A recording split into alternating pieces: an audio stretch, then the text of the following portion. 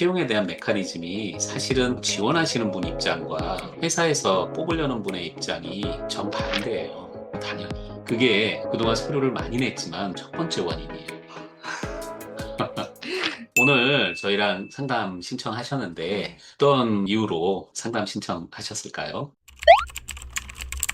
제가 이제 경력은 좀 긴 편인데 네. 그 경력 대비해서 뭔가 갈 수 있는 자리는 좀 한정돼 있다고 생각이 들었어요. 음, 저는 이제 10년이 넘은 이제 연차가 되었는데 이 네. 정도의 연차면 보통은 팀장을 가거나 아니면 그렇죠. 네, 네. 차장급에서 이제 좀 머물다가 다시 팀장으로 올라가는 이제 이런 형태로 이직을 많이 하거든요. 근데 저 네. 같은 경우에는 그런 팀장급으로 업무를 할 수 있는 커리어가 되지가 않아서 네. 낮춰서 가야 하나? 그런 생각도 들고 아니면 어떤 전략을 어떻게 짜야 할지 이런 부분이 조금 고민이 돼서 상담 신청하게 됐어요. 예.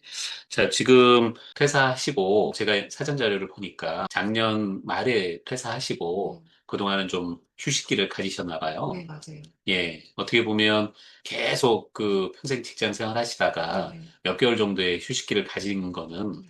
본인에게도 그렇고 의미가 있는 시간이죠.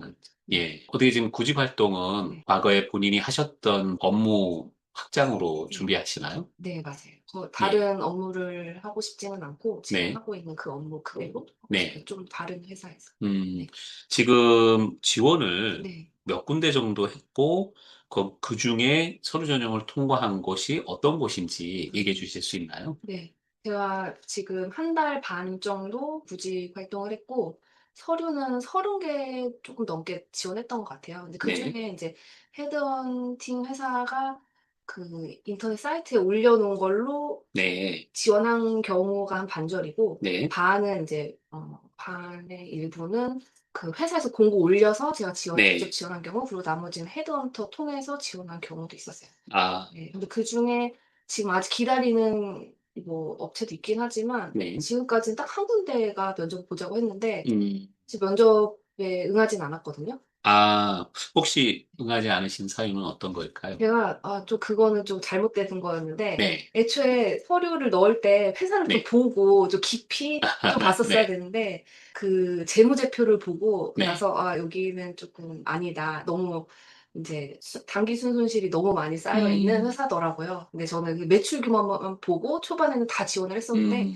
그 회사를 보고 나서는 인제는 다 다트 가서 공시 확인하고 네. 네. 그런 것까지 확인하고 있기는 해요. 그래서 그 한 군데 제외하고는 다 떨어졌다고 보면 돼요. 음, 네.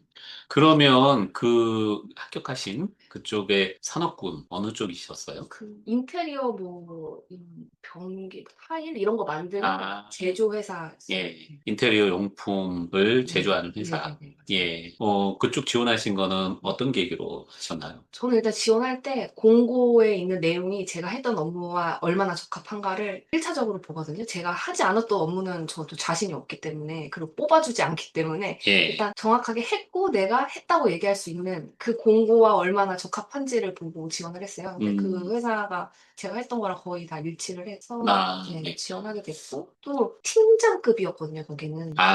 예, 예, 그래서 나쁘지 예, 않겠다라고 생각을 했죠. 예. 그, 다른 곳 지원하신 곳 네. 서류에서 많이 떨어지셨다 했는데, 네. 다른 곳은 산업군이 어느 쪽이셨나요? 전 사실 따지지는 않아요. 그게 어느 분야든 음, 상관없이 제가 그냥 그 업무랑 적합한지만 보고 지원했거든요. 음. 저는 제조업을 가고 싶고 제조업에서 저를 안 뽑고. 요것부터 먼저 말씀드리면, 네. 사실은 직무를 분류할 때 네. 전문 직무가 있고 일반 직무가 있어요. 근데 지금 그동안 하셨던 직무는 재무 회계 관련한 네. 직무이시잖아요. 그러면 그 직무는 어느 회사나 다 있는 일반 직무이기는 해요. 네.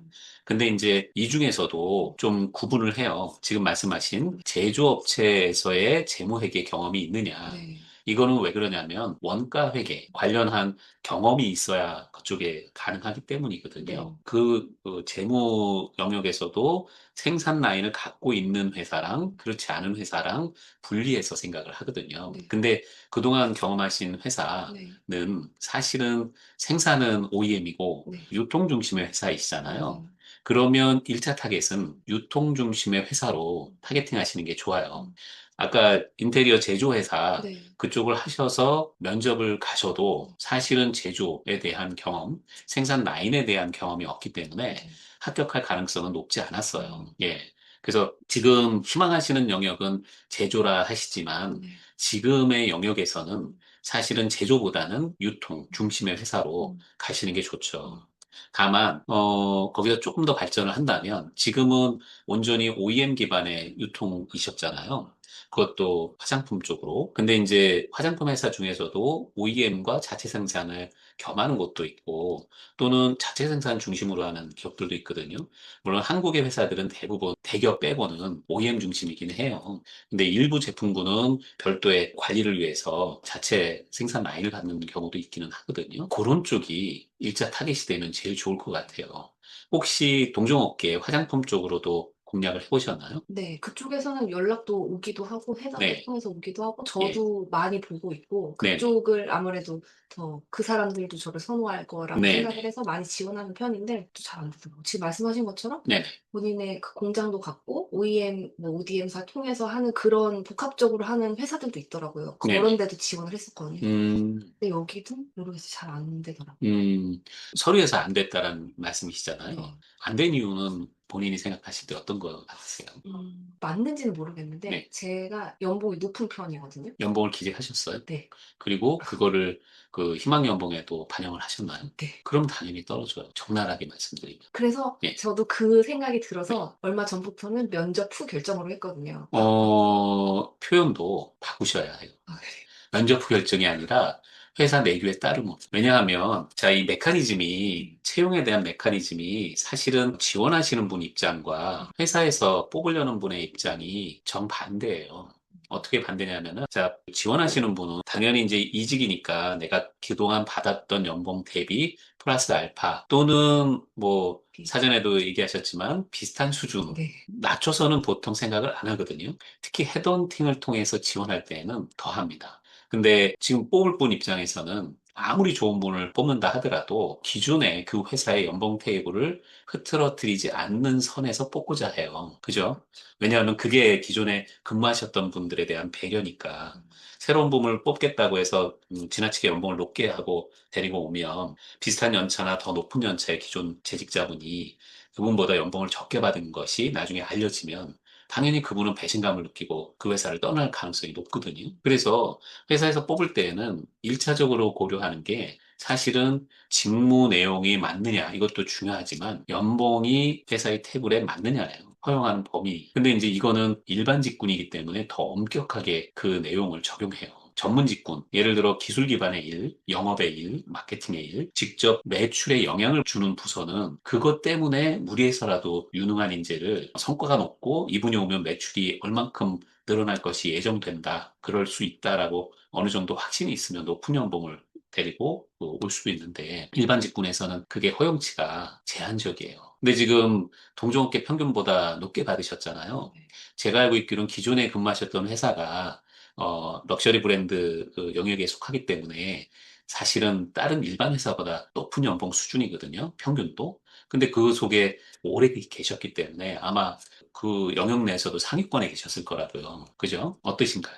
그러니까 그 전체 직원 연차, 본인 연차를 이렇게 딱 봤을 때 본인 연차 정도 되는 분들의 연봉 수준에서 몇 프로 수준 안에 들어갔어요. 제가 근데 저희 회사가 연봉이 다 높아요. 예, 저보다 더 예. 높은 과장도 있고, 그 이제 영업이나 돈 버는 모르겠네요. 부서이겠죠. 예. 같은 팀이에요. 음, 그런 것 때문에 퇴사하는 직원도 있었거든요. 저희 팀 안에서도. 아, 연봉이 다 들쭉날쭉이고, 개별 연봉제인가요? 그런 것도 아닌데, 그냥 특별한 사람들이 있었어요. 어, 그 이유가 뭘까요? 채용 때부터 뭔가 그런 음, 특혜를 받고 온 친구들이 계속 같은 연봉 상승으로 가다 보니까 확 많이 올라간 케이스들이 음, 있어요. 그 본인들의 업무 능력보다도. 예, 근데 그런 친구들이 있었기 때문에 제가 그 차장급에서 높은 레벨은 아니었어요. 저희 회사 안에서는. 음, 그렇게 높진 않았어요. 지금 몇 년 차이시죠? 지금 13년 총 연봉이 얼마이시죠? 7천 조금. 그럼 높은 거예요. 일반적 수준으로 보면. 일반 기업 수준으로 보면 높은 건데, 그 회사 내 수준으로 봤을 때 높지 않다라고 본인은 생각하실 수 있지만, 업계 평균하고도 비교해 봤을 때 높아요. 물론 대기업군보다는 조금 낮지만 비슷한 인력 구조를 갖고 있는 다른 회사들 범위로 볼 때는 높은 편이세요. 알고 있었어요. 근데 그렇기 이 집이 때문에 참 어렵다고 사람들이 얘기를 하더라고요. 이거 어려울 것이다. 당연히 그게 그동안 서류를 많이 냈지만 서류 전형 통과의 첫 번째 원인이에요.